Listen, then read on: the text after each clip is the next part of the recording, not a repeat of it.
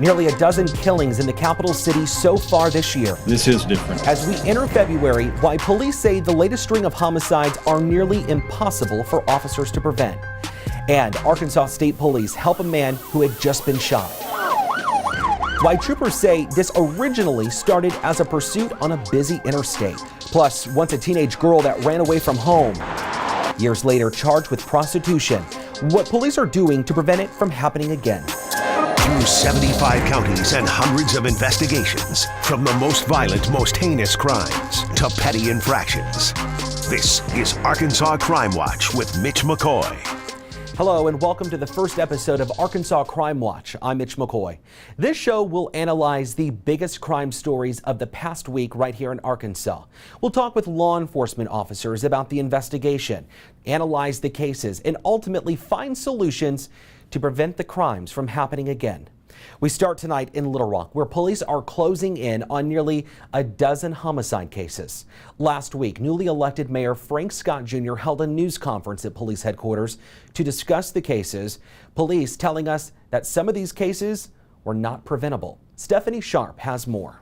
The newest mayor of Little Rock, Frank Scott Jr., updating the city after a violent start to the year. I want to express deep concern and thoughts and prayers and condolences to the victims of loss of life. And thank everyone for being here. Interim Police Chief Wayne Bewley also speaking.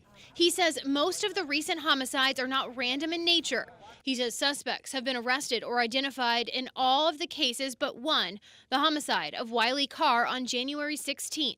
Out of the 9, 5 are domestic related, as I mentioned, 3 are disturbance related, and 2 of the disturbance related, the victims and the suspects knew each other. When it comes to domestic cases, the police department says these crimes are hard to track. This is different. It often occurs in people's homes, and it makes it difficult for us, as you mentioned, to patrol, prevent. As of right now, there is no permanent police chief for the department.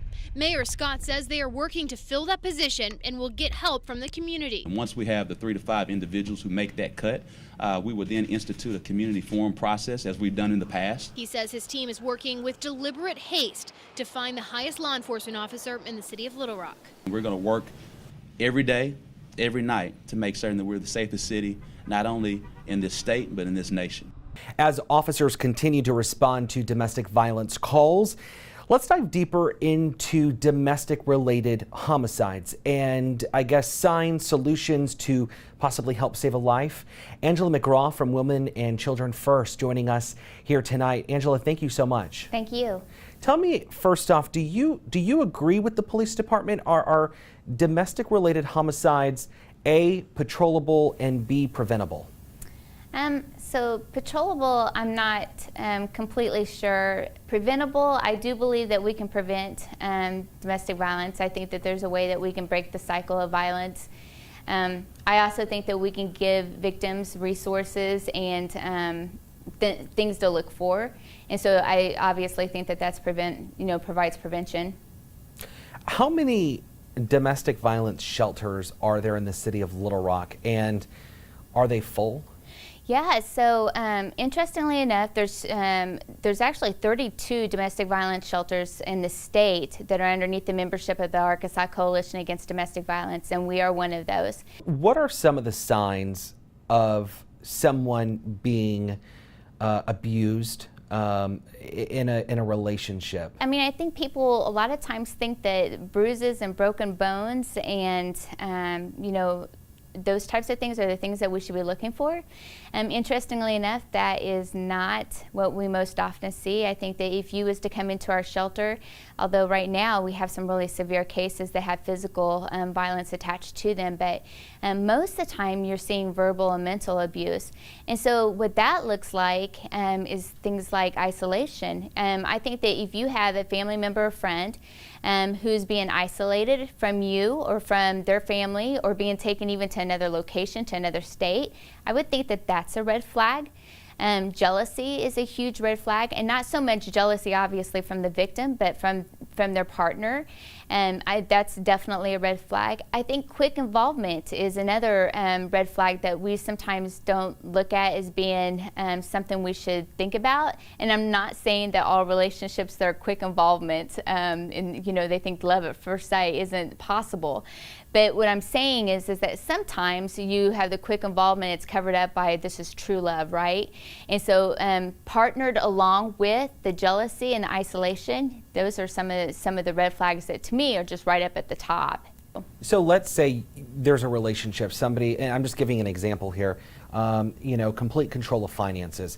Is there progression in aggression with these relationships? I mean, could it start one way and then progress into something more serious? So absolutely, and that's definitely the way that you would see it happen. We do not get into relationships so that we can get beat up, either verbally, mentally, or even physically, right? I mean, you go into relationships because you love the person that you're with. And even victims, when they're in domestic violence situations, really for the most part still love their partner. It does follow a cycle though. There's a cycle that's an escalation phase. So a lot of our victims that we talk to through listening to them, they'll share with us that this feels like walking on eggshells. Sometimes it's like a roller coaster ride for them. And so the abuser in this stage a lot of times is using more drugs and alcohol, is a lot of Dr. Jekyll, Mr. Hyde, like going from one emotion to the next emotion, and so you're really not sure what's happening, and being very critical, making sure, you need to make sure that dinner's on time, the kids are in bed, everything is just in place, right? And so the victim is doing everything they can right now to make sure that they're appeasing their partner.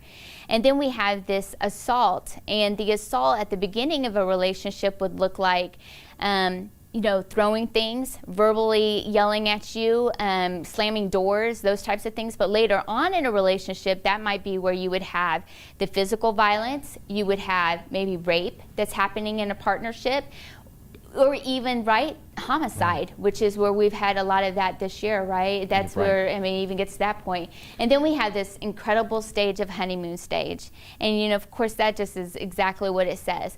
And the assault, they were trying to survive. Now they're being kind of manipulated into believing that their abuser really wants this to work, get some counseling for us. We're going to do whatever we can to make this relationship work between us. And the victim really believes that. There's no reason why they shouldn't believe that. This is the person that they fell in love with. And so obviously they want to stay with them. And so a lot of times if they've left, they come back home during that stage. They'll get gifts. There'll be a lot of really good times during that time. But the thing about it is every time that cycle completes itself, the more severe it becomes, the more frequent it becomes, and what we end up seeing a lot of times, and sometimes to the point where the homicide happens, is the honeymoon stage disappears altogether. All right. Angela McCraw from Women and Children First right here in Little Rock, thank you very much for your time. Thank you so much. Late last week, newly elected Mayor Frank Scott Jr. announced his top 10 list who want to be the next Little Rock police chief. The list includes law enforcement from Los Angeles, Chicago, Atlanta, and Dallas. We're told over the next 2 weeks, interviews with these candidates will take place. Mayor Scott says the city will work to cut that list down, then people who live in Little Rock will help choose the finalists. And once we have the 3 to 5 individuals who make that cut, we would then institute a community forum process as we've done in the past. No dates for those community meetings have been announced yet. Take a look at this dramatic dash cam footage released last week. You can see Arkansas State troopers try and stop this car on Interstate 630 in downtown Little Rock. You can see the Capitol right there. Take a listen to what happens moments after when troopers find who's inside. Keep them up. Item 35 on north. Troopers cited the driver for not stopping. That shooting victim will survive. Police say he targeted the wrong person, allegedly trying to purse snatch an innocent woman near Arkansas Children's Hospital. Little Rock police say a man and woman were fighting over her purse after officers say Anthony Thornton came up behind her and grabbed it. This happened at the intersection of 13th and Bishop. Police say the victim was punched in the face. The suspect was arrested. The woman was not seriously hurt. A woman is behind bars tonight after a prostitution bust at a West Little Rock motel.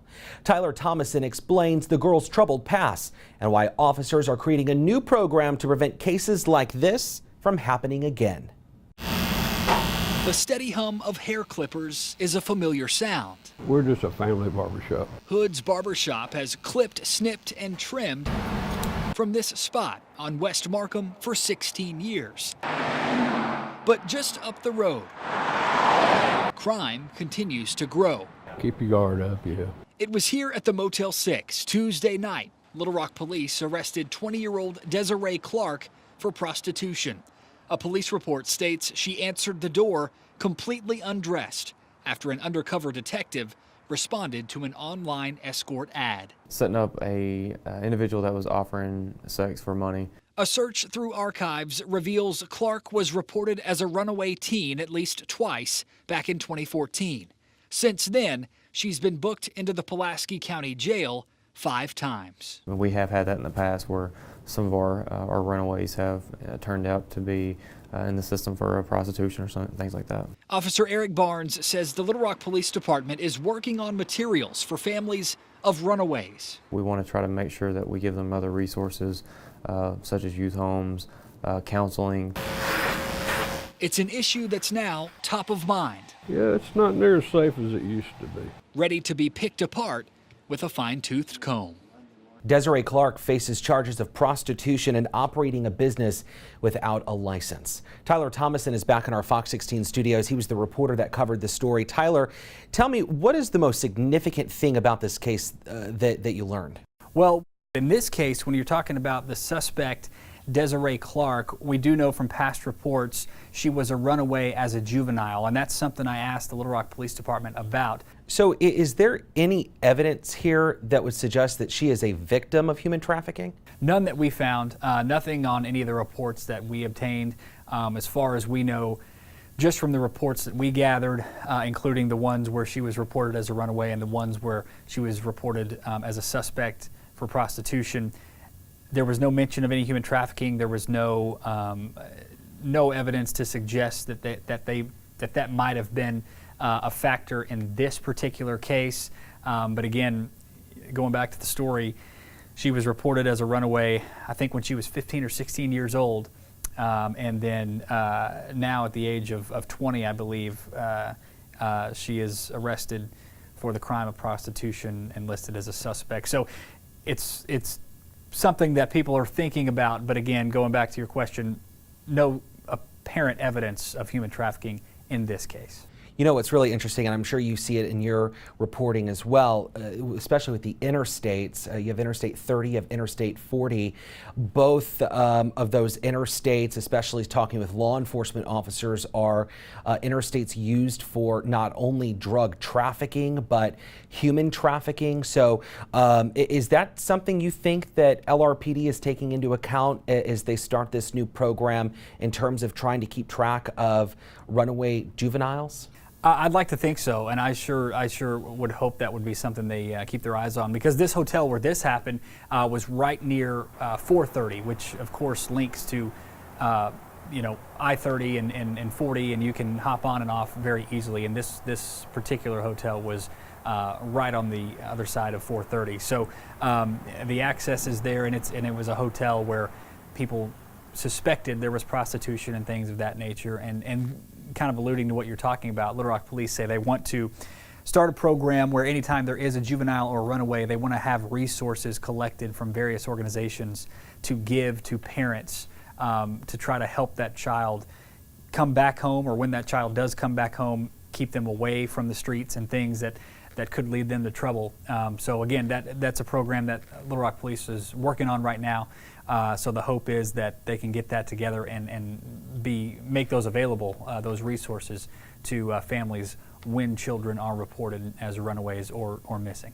Yeah, absolutely. Well, Tyler Thomason, thank you. He is back in our Fox 16 studios diving deeper into this story that he reported on last week. Of course, a story that is also on our website right now at fox16.com. Tyler, thank you very much. Absolutely.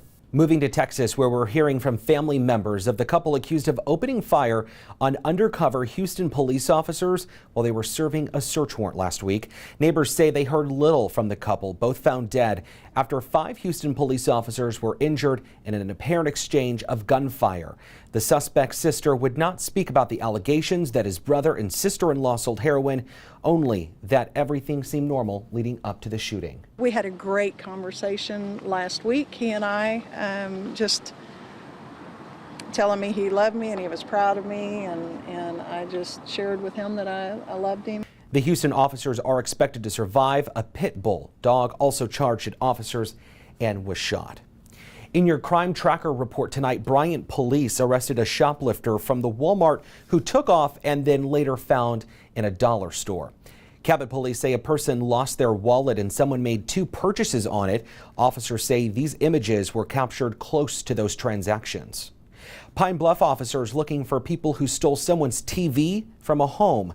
Police say it happened on Mosley Street. And investigators in North Little Rock say these suspects broke into the Whole Hog Cafe late last month off Warden Road. Take a good look at these people and their car. Call the NLRPD tip line if you know who they are. In your cold case watch tonight, investigators in the capital city are looking for the person who shot and killed a man in February of 2017. Wilford Banks III was shot multiple times in a drive-by on West 25th Street. He was 29 years old. If you know anything about his killing, there is a $10,000 reward for information leading to an arrest and conviction. Tonight's mug of the week didn't take long to find. It goes to Kristen Abbott from Garland County for her face of confusion. She's 24 years old. She's booked on criminal mischief and domestic battery charges. No word on when her next court date is.